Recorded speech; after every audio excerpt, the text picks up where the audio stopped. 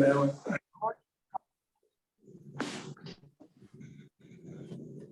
Well, good evening, everyone.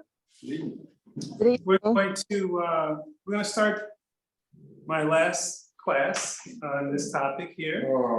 It's been great. It's gone by really fast. And this Sunday will be my last time preaching this with this internship before we go to Ethiopia for a week and then we are back at school. But it has been a joy. It really has. I've enjoyed every moment of it. And I really appreciate all of you and the way you have just made this so easy for me. So thank you. All right, discipleship.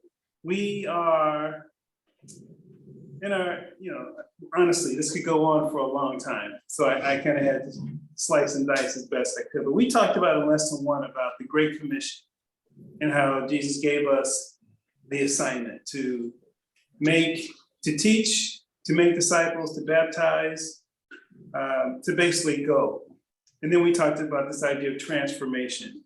So as we are becoming stronger in the faith, we are being evangelistic along the way. In lesson 2, we talked about this idea of devotion and intimacy, being really close to God, as well as in a close relationship, as well as we talked about sacrifice and trust and how we have to be mindful or ready to sacrifice everything for Christ if we're a disciple. And then last week we covered Bible communion. We didn't have a lot of time to get into meditation and prayer, but you get that information there. So take some time and read it when you get it. Today we're going to move on to lesson 4. And we're going to talk about giftedness to get started. Let me just read the purpose. Our own spiritual growth and stability is not all that we have been called to focus on as disciples. We must encourage and support the spiritual growth of others as well. Ephesians 4:15-16 describes Christ as the head of the body, and that each one of us will do our part to support the body. This causes the whole body to grow and to be stronger in love. This lesson will help us better understand the concept of giftedness and how our gifts play essential roles in helping others grow stronger and mature as disciples. That's making the body stronger as a whole. And we started by saying we wanted to focus on ourselves as we talk about discipleship. And I think that's always a good place to start. But now we're starting to get to a point where we have to be mindful of the needs of others. Not necessarily is judging to say this person isn't the disciple they should be, but doing what we can to help them grow as a disciple. Now, this idea of giftedness, I remember in school, it was like, you want to be in a gifted class, or you're a great athlete, or you can play a musical instrument or something like that. That was the gifted group. That's not what we're talking about here. So the world thinks of this idea of giftedness differently than we do in the church. Can I get, Alan, can I get you to read Romans 12? You can give us the old English version. Romans 12, 3-6.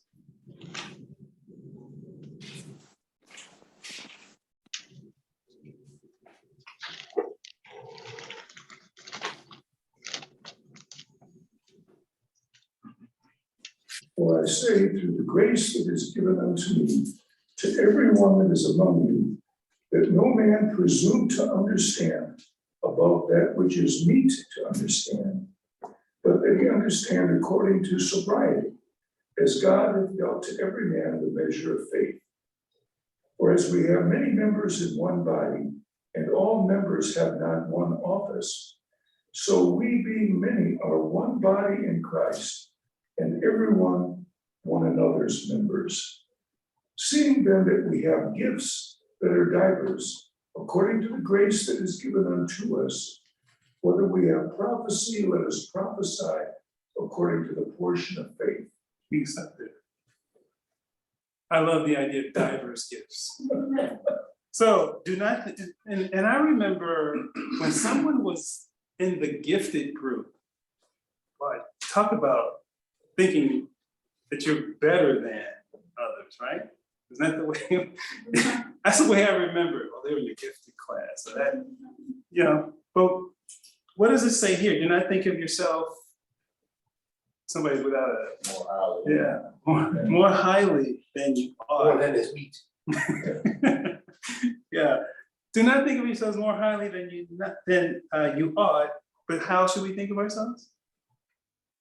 Soberly. With sober judgment. Hmm? And why is that? Why should we think of ourselves soberly for this gift? No one has all the talents, that's why. Mhm. God wants us to use all the talents in a pool, pull them together and be something special Okay, together. Some people think they got all the talent, I think, and other people don't have any. That phrase, in accordance with the faith God has distributed to each of them. that's right. You think soberly, because whatever you have is because God gave it to you. God gave it to you. And God gave other people other things. Yeah, we easily forget that, right?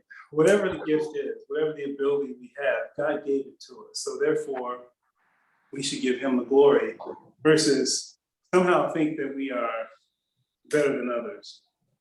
Because we have different gifts according to the grace of each of us. So the gifts that we have is for the body. Those gifts are not for ourselves, for our own self-promotion. It's for the health of the body. And God has given us gifts according to his grace. So, does everyone receive a gift? Or there's some of us walking around here that are just not gifted? Have you heard the phrase, "That's not my gift"? Yeah. I've heard the phrase. That's usually coming from somebody who's not wanting to do something. That's not my gift. But what is your gift? Does everyone have a gift? Yes. Okay, Linda, could you read Romans 12, 6-8?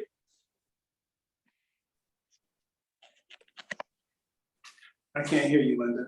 How about you, Colette? You got it?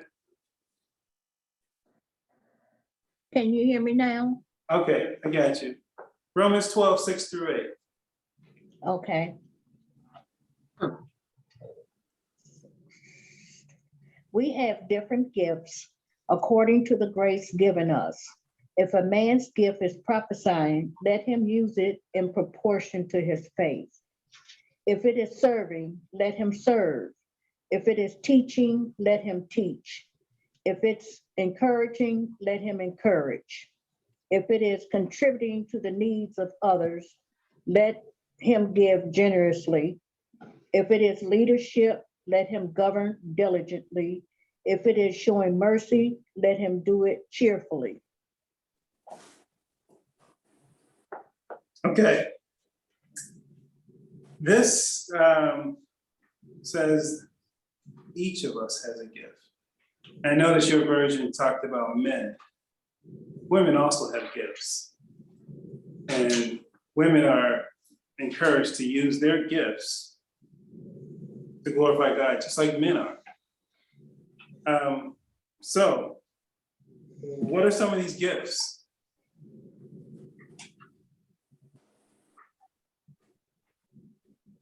It says serving, This teaching. is prophesying, how would she use it? You would go right to a very difficult question, wouldn't you? But we know that there are some things that clearly align about, explain what women's roles are when it comes to the worship service. For Timothy, it's pretty clear. Go ahead, Daniel. It says if a man's gift is prophecy. So women are, I mean, for all of these things, it says, let him serve, so women Yeah, I know that. have no gifts and are not. I would say anything in that's- church. Come on, Dan, really. I would say that's I an wouldn't say unfortunate reading. There- Yeah, mine says the one. Yeah, I hate to think of this church, it just have all the men's gifts, be employed, no women's. We wouldn't have much of a church. Typically in the church, it's the women that utilize, regardless of gifts, I would say the women typically utilize and express their gifts more readily, and more often in a lot of different ways. It's not uncommon. By the way, you asked about women you can prophesy. I mean, I know a lot of women, especially now with so many avenues, social media and so many ways that people can make their, their gifts known. And I know, I would call many of the women I read prophetic in a lot of the things they say and do, in the sense of proclaiming the word of God and doing so in ways that sometimes even sort of shape the foundations a little bit. And I think there are lots of ways for women to use those gifts, and we have to recognize that and appreciate, even if maybe we don't always catch up to it. Well, I remember particularly, I won't name her, but a young woman who was here for a while. I think she really felt like, that she wanted to be able to express what she was feeling. I think it was, a kind of prophesying, and she really felt strongly that she wanted to do it. And I remember a couple of times her, I don't know, call it giving testimony or something in front of the congregation. And I think maybe people felt uncomfortable with having her do that, and eventually she ended up leaving and going somewhere else, which I felt kind of bad about it, because I think she felt very sincerely that this was her gift, and she wanted to be able to express it and use it. And I'm not going to say that she wasn't allowed to, but it was not something that I think people felt comfortable with. Of course, whether people ever felt comfortable with prophets. I mean, Well, that's true. Male prophets, I'm sure, made a lot of people, and of course, there were female prophets in the Bible, so it's not like that's a or female prophets in the New Unknown Testament thing. church. I talk about Philip's daughters who prophesied. right. That's not, that was not an uncommon, apparently not an uncommon. Yeah, and I think what you're bringing up is a class in and of itself, women's roles in the church. And I mean, 1 Timothy chapter 2 is pretty clear about women not being able to do certain things, but there's a ton of things that women can do. Well, could a woman, for example, and I don't see, you can prophesy by speaking, but couldn't you do it in writing? Sure. Wouldn't that, Yeah, and most of we this, read the prophets now Sure. in written form, so, And I would say if the person's, go to the person. who comes would up. we be able to, would we want to publish that in our bulletin? I don't see what would be the harm in that. Yeah. I don't think God has discounted women whatsoever. In Genesis, he made them male and female. He didn't disclude women at all. Yeah, he and was it's interesting. It's interesting that we go to prophecy and we get stuck there. The body, many parts. The mouth is one part. It's an important part. That's when the prophecy comes out. But all those other parts are just as important. And he talks about serving and teaching and encouraging and giving and showing mercy. Who ever thought of mercy showing as a gift? There's just so many things there that if we really thought about, and this is not an exhaustive list, so we want to go to prophecy and say, well, yeah, that's important, but all these gifts are important. And if you are an encourager, we need you big time. And in today's world, we need encouragement. So yeah, we can talk about women's roles when it comes to prophesying, but we can also talk about just everybody's role. And everybody plays a role in executing all these gifts. I think some people show mercy better than others. So that's why it's mentioned as a gift. Sure. You know, just Can you imagine being, I'm the very person. apt to- I'm probably less apt to give mercy than some other people. For example, I have mercy in me and I will show some, but I'm probably a little less quick to show it. Well, I think It'd be a little harder. each of us have, if you want to think about it as a gift or a natural bent or areas that we're more prone to or more comfortable in doing things that are there and that I think of as a gift. And those are things that you can do, but I don't think it has to be in an area that you say you're gifted that's there. So like with the Barnabas work that we're doing and writing cards to people. I remember our last church, there was a lady that had a gift for that. I mean, 800-person church, and she sent a card to every person, birthday, anniversary, death, whatever it was. That was her thing. She focused on that. It's not natural for me, but as a part of the Barnabas program, and I'm starting to learn that. I've been doing it. It's been encouraging to me to receive cards. It's been encouraging to talk to others that I've sent cards to, so I mean, you can, even if that's not your natural bent, there are ways that you can develop or utilize other gifts, if you will. Yeah, the way it was explained to me, think about it this way, you walk into a room and there's this big table, big, huge table, and it's got a lot of nicely wrapped boxes on it, but like for birthday celebration or something. You gotta go pick one up, and you pick it up and you don't like that one, I can't do that one, and go get another one.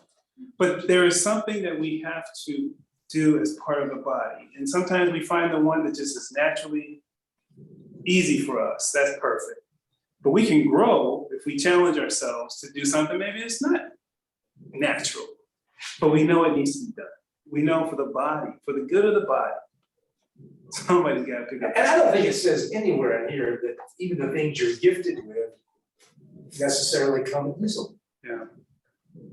I mean, maybe you have some things that make you, that contribute to it, but I think a lot of things, I mean, Greg, you preach for 5 weeks straight, you have a gift for preaching, but it's not easy, is it? I wonder how you do it week in, week out. It's not, and it's not just, you just sit back and wait for the spirit to strike, there's work. And I think that's true with all the gifts, whether it's encouraging, and some days you don't feel like encouraging somebody, you feel like you need to be encouraged. but to go and do it anyway, and to learn something. Yeah, and think about it this way. Your left toe is bleeding. You don't happen to be necessarily skilled at bandaging, but you gotta do something, right? You're just not gonna sit there and say, that's not my gift. No, your toe is bleeding. You gotta take care of that. Sometimes we have to jump into area where we're just not comfortable because it needs to be done. Go to a small enough congregation, might not be a great song leader, but guess what? You might have to lead songs. And ladies, I can come up with, I'm sure, tons of examples of the same kinds of things. And I hate the fact that we minimize the stuff that happens behind the scenes. Church is not that 1 hour on Sunday, or 1.5 hours, or whatever it is, when we're in the auditorium and a sermon's been given. That's a part of church, that's worship. But church is all this connecting dots that we have as members helping each other along the way throughout the week. Sometimes this stuff never even gets to the elders because other members have already stepped in and helped the situation out. That's the church. Those things don't necessarily get praised. Sometimes we don't see it. But those things are critically important to the health of the body. So I just want to make sure we get that point. It's like this body has to function and we all have to do our part to help. Any questions or thoughts on that? I think, We are called to open the stature of Christ. Go ahead, Colette. Go ahead, Colette. okay, I like the notion that we all, the gifts are given to each of us by the grace of God so the church can function. And I like what Patrick said, that sometimes we don't feel like administering or carrying out the gifts. But I also think in the church, and this is a little bit of what Diana was saying, that oppositions, the pushback or the silence or the not celebrating someone else's gifts when they want to do something. And be it a woman, be it a man or whoever, that we could shut them down by being indifferent and dismissive. And so I think it's our responsibility to say, hey, part of gifts flourishing in the church is to allow. And I think our traditions get in the way, our prejudices about how church should be carried on. And I know we have scriptures to kind of set parameters, but I think we set the hoops and the parameters a little too deep. But gifts are, when I read the scriptures, they're for men and women alike, that we all have gifts and it's for the church's advancement. And I think we have to be careful that we don't block. And I'm talking personally. I remember years ago, I went up to one of the church leaders, a woman in one of my old congregations, and said, you know what, I feel like I've got a lot to say. I want to write. And she says, no. She basically just dismissed that idea and said, no, that's for the brothers to do or something like that. And that has stayed with me. That hasn't stopped some of the things I've done. And I don't need to talk about that, but just things like that. When a young Christian, an older Christian, a woman, a man, when something is said, I think we have to say, hey, if God's put that on your heart, go for it. And so I think the oppositions of using our gifts can come from traditions, especially with the Church of Christ that we've set. And really, we don't see mutuality or talk about mutuality when we talk about gifts. So that's what I'm sitting here thinking and feeling like the Spirit is saying, say this, because I think it's really important that our gifts are, you can't tell me what my gift is, and I have to be strong enough in my gift that your silence or dismissiveness of it doesn't stop me from utilizing it. Like the example that Diana talked about with the person that came to the church. And I think it's important that I use my gifts, but I also let others utilize theirs. And one last point, I think with gifts, as we use them for the body, like it says, if you teach, let them teach. If you serve it, that's a trajectory of growth, right? Because the more I serve, I get better at it. The more I love, I get better at it. I encourage, like Steve is talking, the more I write a card, I get better at writing cards. And so I think God is amazing that he gives us these gifts. And if we use them, we really don't lose them. We grow in them and we get better at it and we can teach someone else how to do it. So interesting, so much. I also think along with that line that, joy has been something that I've seen in men and women and those about to die. And I don't see that a lot in our church. And I say that because when we sing psalms and we do the things we do, God asks for an organized worship service. He tells us how it's supposed to be.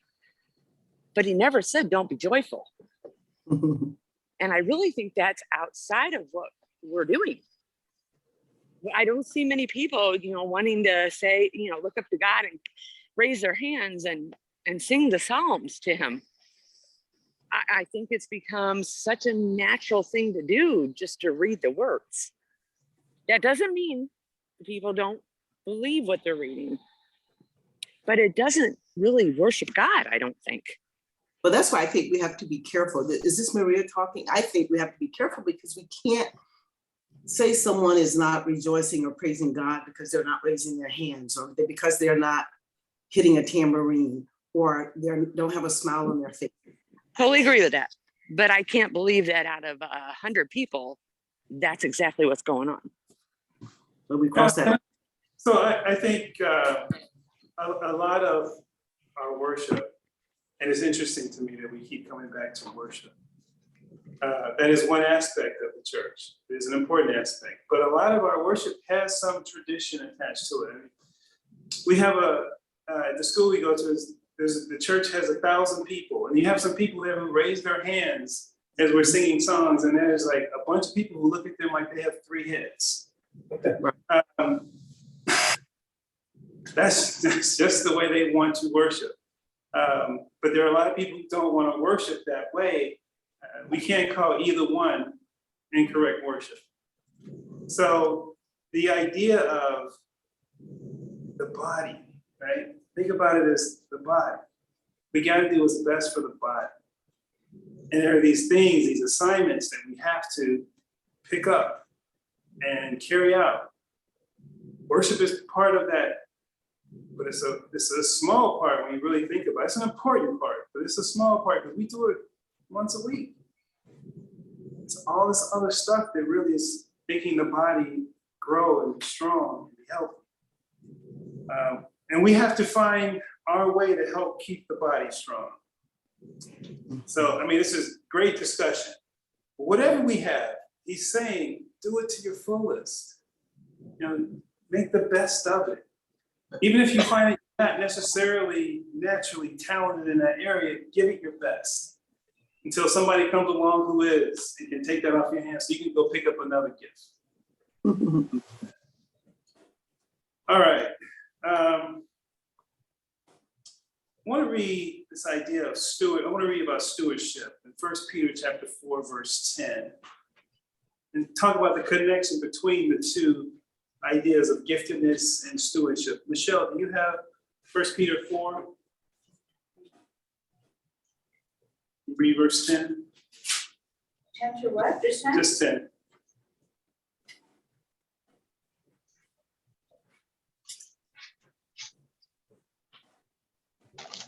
Go. Do not be surprised at fiery trial. Is that it? Yeah. 1 Peter 4? 1 Peter 4:10. 10. Oh, sorry. As each has received a gift, use it to serve one another as good stewards of God's very grace. In these various forms. So this idea of why did he receive the gift in the first place? What does he say? Serve others. I mean, at the end of the day, that is the reason for this gift. And we're doing it as faithful stewards. In the Greek, the concept behind this idea of the faithful steward is this manager of the household goods.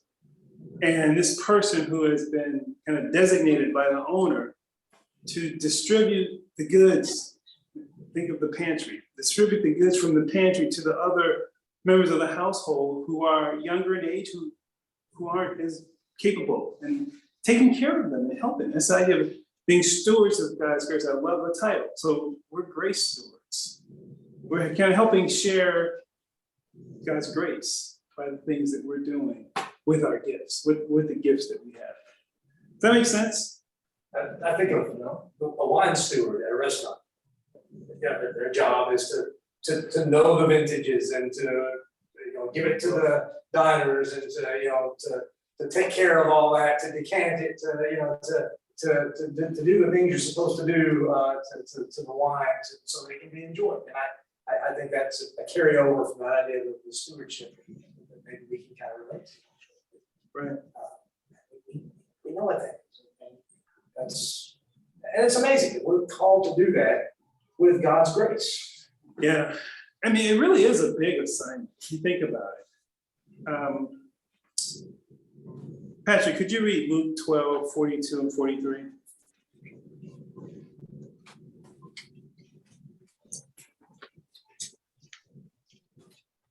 The Lord answered, "Who then is the faithful and wise manager, whom the master puts in charge of his servants to give them their food allowance at the proper time? It will be good for that servant when the master finds doing so when he returns. Truly, I tell you, he will put him in charge of all his possessions." So think of it that way. Think of it as you are put in charge of the master's possessions to distribute to others as they have need. Isn't that a powerful idea? So one, you don't want to hold it in. You've got this gift, you've got this ability. You don't want to hold it in, or you've picked up the box on the table and you're going to be in charge of it. Do it to the best of your ability as a good steward, distributing the owner's goods to those who aren't quite maybe as capable as you are, or just they have this need and you are the one distributing that grace. We are stewards of that grace. So I guess I can start calling you guys grace stewards. Any comments, thoughts? I think Paul's a good example for it. He nailed being a steward down. He received from God graces and gifts, and he passed it out. He shared it everywhere. So I think he's a good example for it. Okay. Over and over, he's humble. He's humble. He could be arrogant if he wanted to be. He could have been very prideful. God took that away from him. So he could be a good steward. Any other examples? Maybe not quite as famous as Paul of grace stewards. You gave us one. Well, I mean, to me though, I think it's easy to think about when you say stewardship, it's easy for me to think about stewardship as it relates to money. Am I being a good steward of what God has provided to me? I don't know that we naturally think about that from the graces perspective, but I think that's a really good way. If I take the same mindset that I have on money and say, am I being a good steward of the blessings that he's given me, and apply that to the graces side of it, and be intentional about that the same way you are with finances. That's right. I hadn't thought about it that way before, but that's a good way to think about that. It really is. We've been given this wonderful opportunity. We have to be very careful with how we distribute it, take care of it. Don't sit on it, don't dismiss it, and don't self-promote either. Anybody else? Yeah, Go ahead. okay. Stewardship, to me, thinking of something as like whatever gift everyone has in a church, let me say straight ahead, everybody has a gift.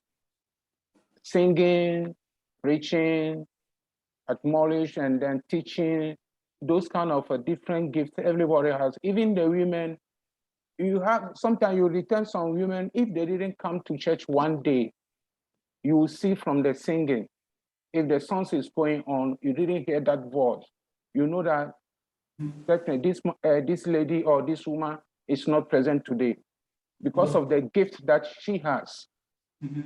Is gifted for singing. The voice is the gift for her. Somebody may know how to preach very well. Every quotation that he will hold, I mean, he will be very sound in your ear. That means he is a gifted to that. You may hold a church of 100 people and give it to a preacher. Within 3 months, that church will be scattered or they all will leave. Simple because he don't have the gift ability to control those situations. That means he is not gifted to those things. So we have a different gift along the way. Paul is telling us, regardless wherever as a disciples we find ourselves, we should know that we belong to the same body, so that we shouldn't thinking of a denomination or those kind of things. I'm not belong to here, I'm not belong to here. Whilst we belong to the body of churches of Christ, that means wherever we find ourselves, we should know that we belong to the same family, the same, there's still worship. We should, whatever ability we can contribute to, we should find it there to, I mean, to participate. Yeah, that is what I think anyway. Thank you, brother. I love the point about singing. I mean, maybe there's a person with a beautiful voice who we come used to and appreciate hearing, and that person isn't there. We miss that, right? We miss that. And I remember when our kids were small, there was an elder lady who would give them little like peppermint candies every Sunday. And they just loved that. And that was, they looked forward to that. That was something that was gonna be a part of their church experience. And that was not, maybe wouldn't have been viewed as a big deal by a lot of people. But for our kids at that age, it was very, very important. So she was finding her way to share her gift. And we're not gonna all have, you know, the experience of Paul. We're not gonna all have those gifts. We're not gonna all have the ability to get up and teach a class or preach a sermon, but we have something that we can do to help the body. And we've all been affected in our faith by people who are using their gifts. you can start thinking back over your life, your experience of faith and coming to Christ and knowing Him and growing in Him, and it's going to be filled with people who were using gifts that they had and you were blessed by it. Yeah. And we should view ourselves as stewards, as part of that unbroken chain of people who share their gifts with them. Absolutely. Any other examples of someone you've seen who does a good job of that? Naming names is okay. I like Alan's prayers. Okay. Alan's prayer, for whatever reason, Alan's prayers always bless me and encourage me. Thank you for that. That's great. I shared this with Asta and Jennifer and a few people, and I don't know if this person is on tonight or not, but I feel like Aura is a faithful steward of the graces given her and her gifts. And you were talking about behind the scenes, and I've just lately just been very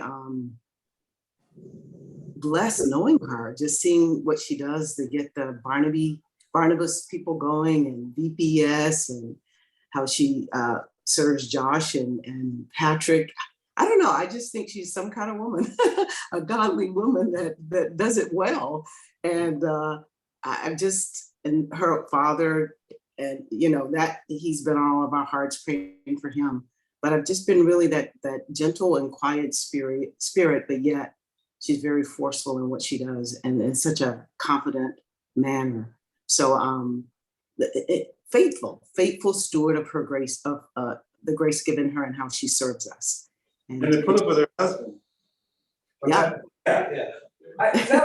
Now, Colette, now I'm sitting here thinking, why didn't I say Laura? Why didn't I say Laura? Well, you say it all the time. I don't ever say it out loud. I say it to other people privately, and I really do respect. Well, this is being recorded, so Right. you can go back and. So Yeah, no, that's beautiful, and I think that's the church. I mean, Laura's not getting up and preaching, but man, she's doing a lot of work to keep this body growing and healthy and functioning. And so many others. I mean, it's not one person. As a matter of fact, if it came down to 2 or 3 people, then the church is not going to survive. It's just as simple as that. So we have to make sure we understand that everybody's got to chip in. Any other examples? Grace stewards. I have another one. I don't want to take the whole night, but anyway, I really feel that way about Jennifer, my roommate. Okay. And she's so thoughtful, and she's very quiet. She's a loner, and she kind of stays to herself, but because she's open with me, she'll say, what about this person? Maybe we should do something for them. What if we could do that? And I just am so grateful for Josh. He does that whole technology. She's just constantly bringing up people that she's grateful for, and nudging me and others to be her mouthpiece. But she's really good at that. And that's good. Yeah, she's very thoughtful. Good. And we didn't even talk about prayer much last week. It was on the list. But the fact that there are members of the body praying for other members, that is another form of giftedness, stewardship. It's you're using your ability, your time with God in care of somebody else's needs or what have you. That's another way that we can share and be gracious or a gift to somebody else. So there's so many, and we could be here all day. I mean, actually, it wouldn't be a bad idea to just say, let's think about somebody you want to just acknowledge, and we're going to spend one Wednesday night doing that. But we don't have time to do it tonight, but it's a wonderful idea. 1 Peter 4:11. Nicole, could you read that for us?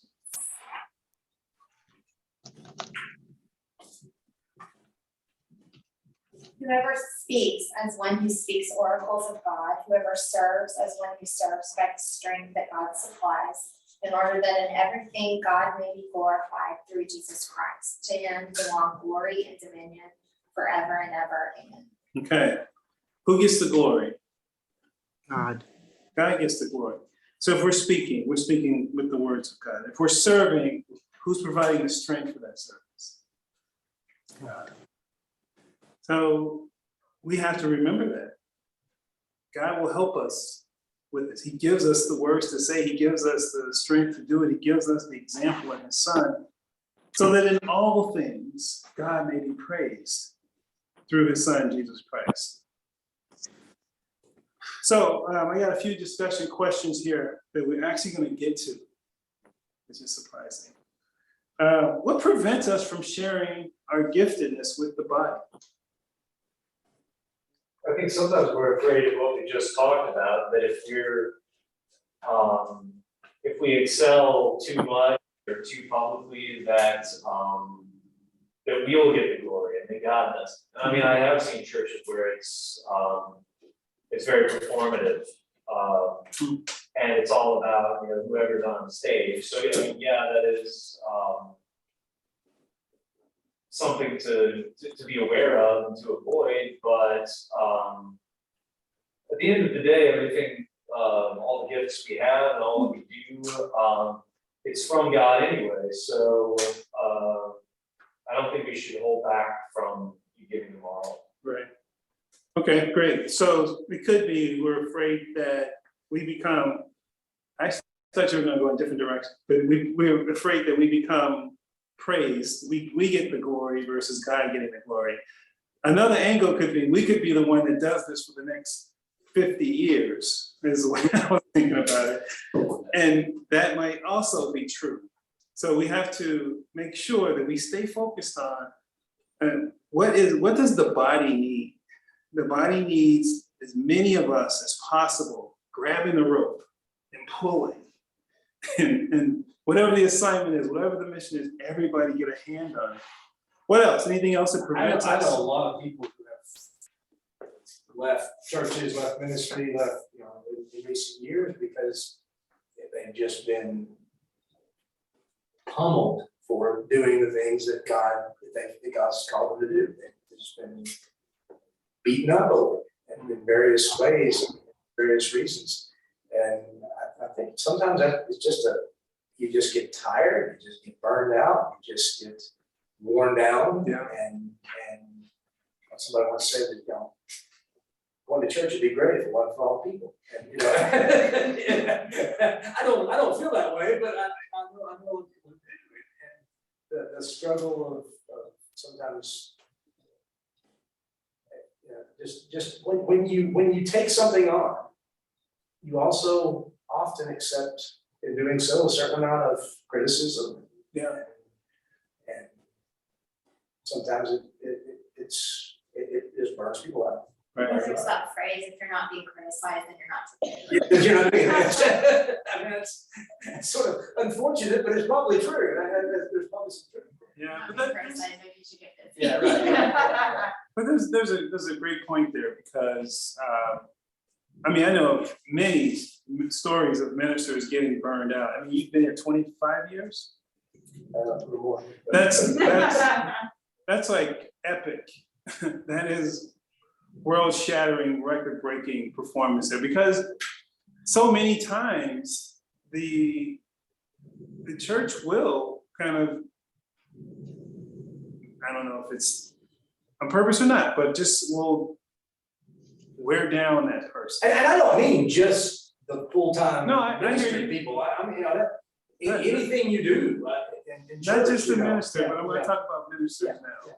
But that is a difficult assignment, and it is sometimes very difficult for people. Obviously, to be here 25 years, you've received a lot of support. Yeah.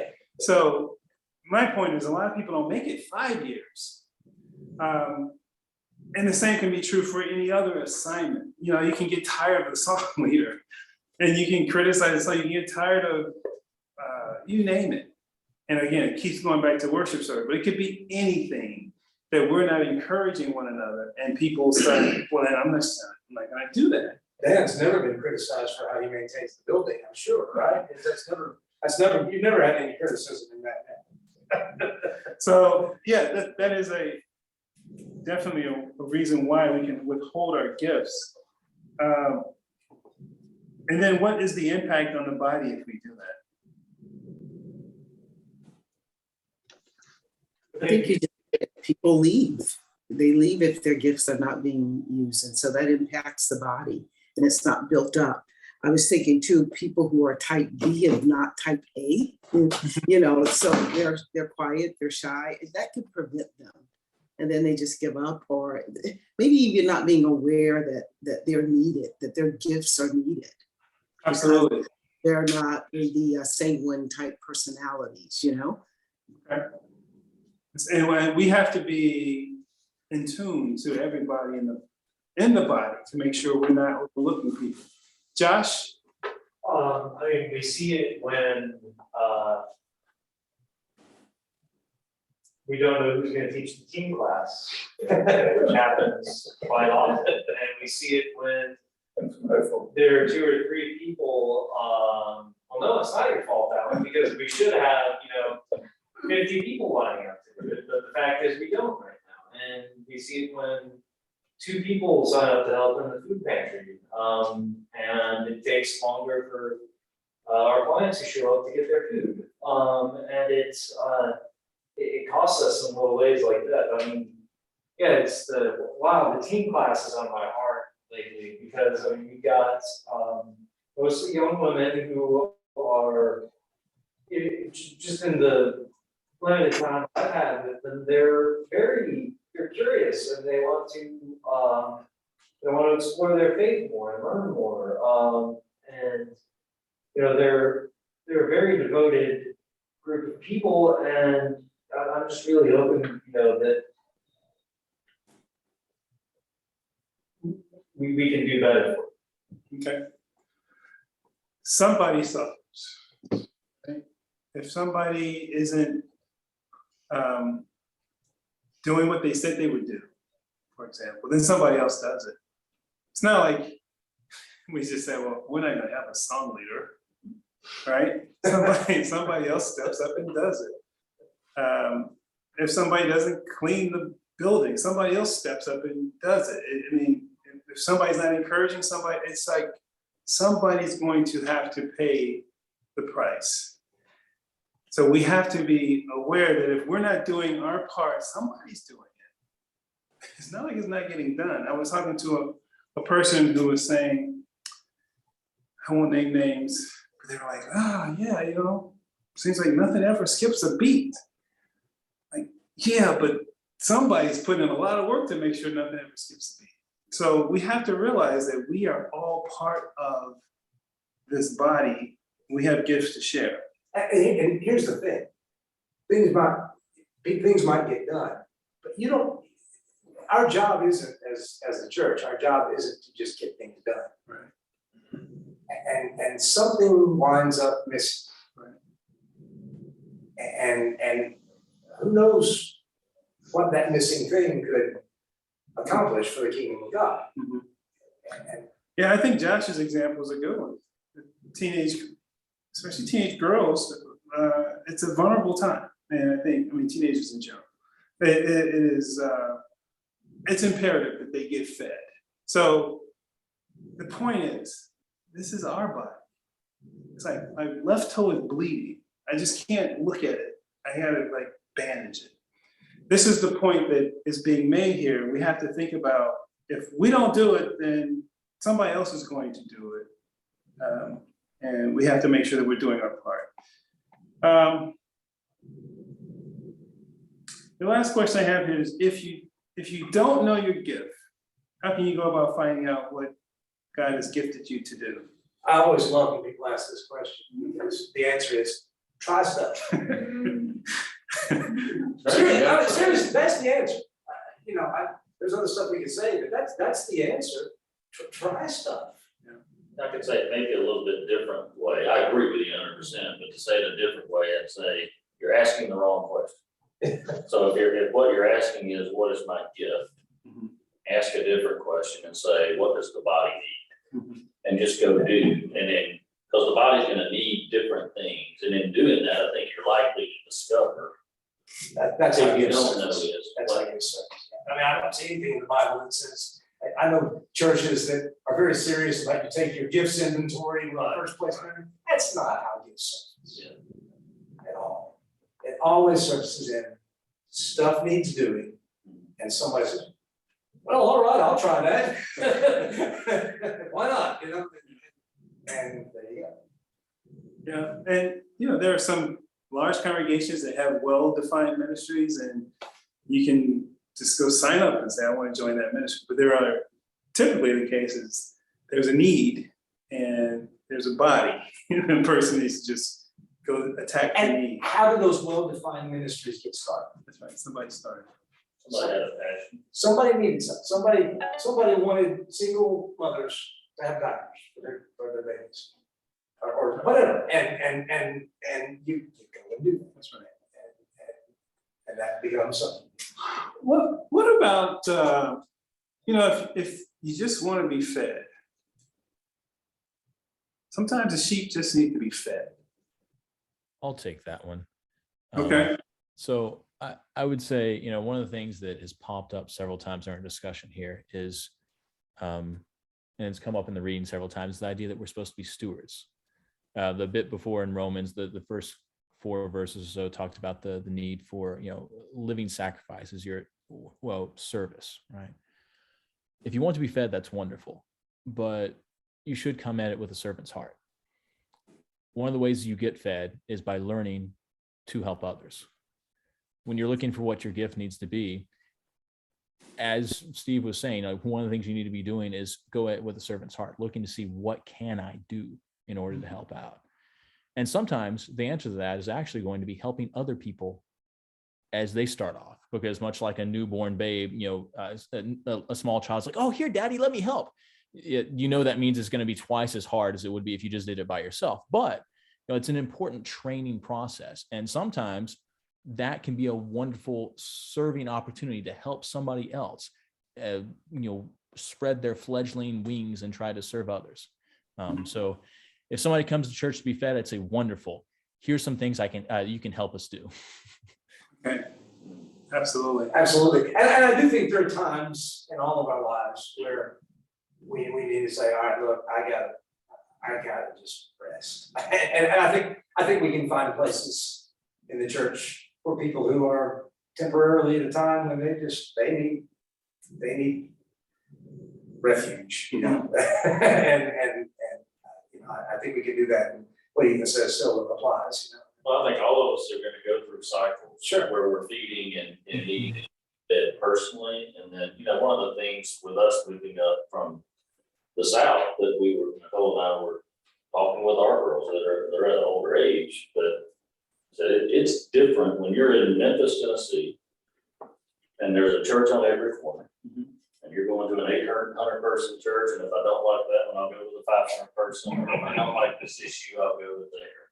And you come up to Chicago, and it's a different circumstance. You might be driving 30 minutes to church. That may be a part of it. And then your approach to church may not be, what am I going to get out of church, but what does the church need from me? How can I build up the church and edify it? Amen.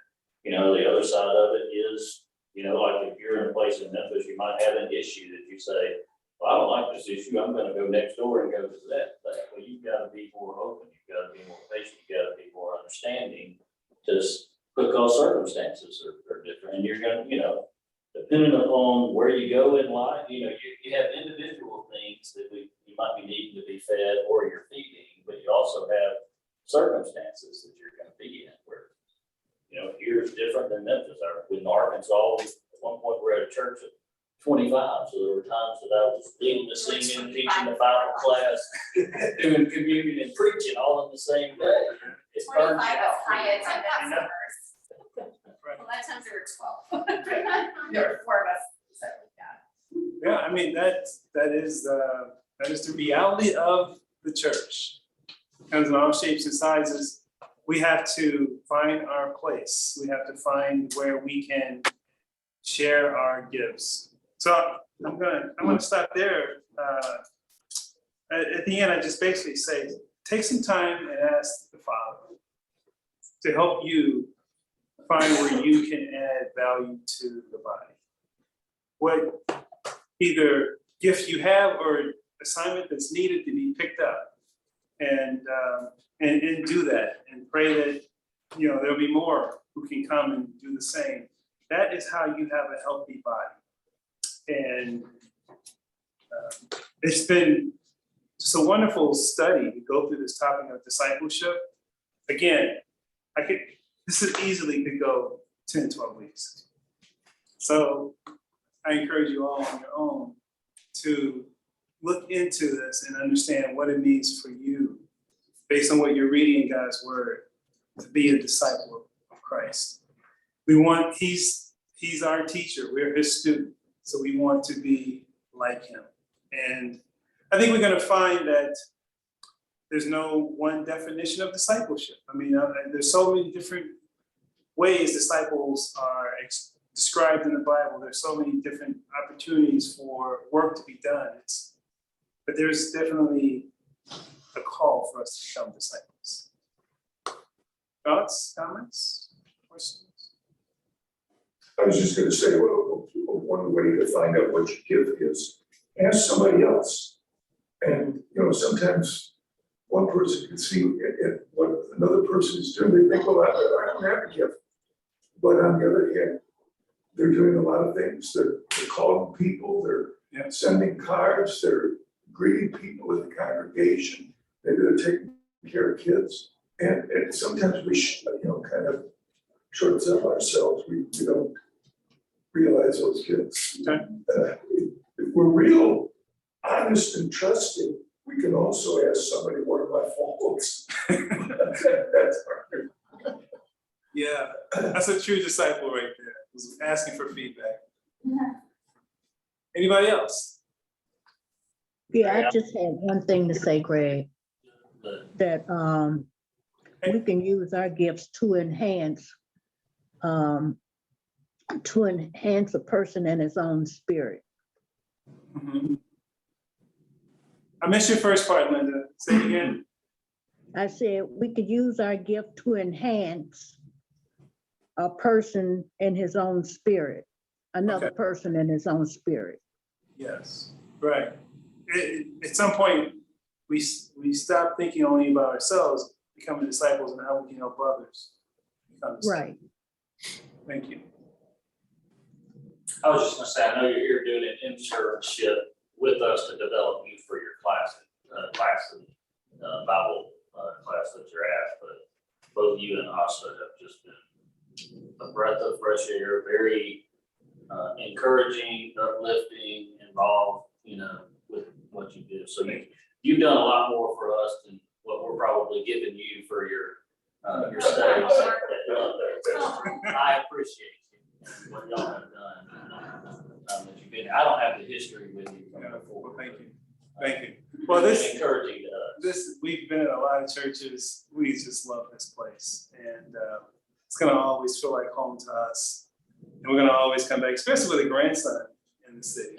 So this is really our love for this church, to do whatever we can to help it. And Asta couldn't make it tonight; she wasn't feeling well, but she's put her passion into this as well, and she would definitely appreciate hearing that. So you'll see her on Sunday. You can tell her. What's Ethiopia gonna bring for you, or what's plan? Well, teaching and preaching, kind of more the same.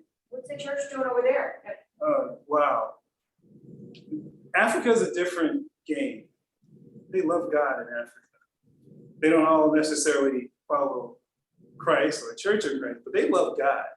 So there's a hunger for the word. There's a hunger for kind of spiritual things. And they have a lot of large congregations that have been, there was a missionary who went over there in the 60s and started something that now has grown to a school that also includes training for the deaf, that has something like a couple hundred students and several churches being planted. So there's There's a lot going on, and that's just in Ethiopia. There's other nations in Africa. that We also- hear about the English speaking countries there, you know, when that's. Yeah, I know, it just kind of worked out that way, so I'll be working with a translator. Which will be interesting. Speak slow. And, well, it probably an African problem, but I know when I preach with the translator, I have to go a lot shorter. Yeah. I want to harm. Might not be a problem. Yeah. Countries with different expectations. But we appreciate the love. I mean, it's still same old Northwest Church of Christ that we've always known and loved. And yes, we're always praying for you guys. Yeah, you too, Greg and Asta. Thank you, Darlena. Thank you, Greg. Thank you, Asta.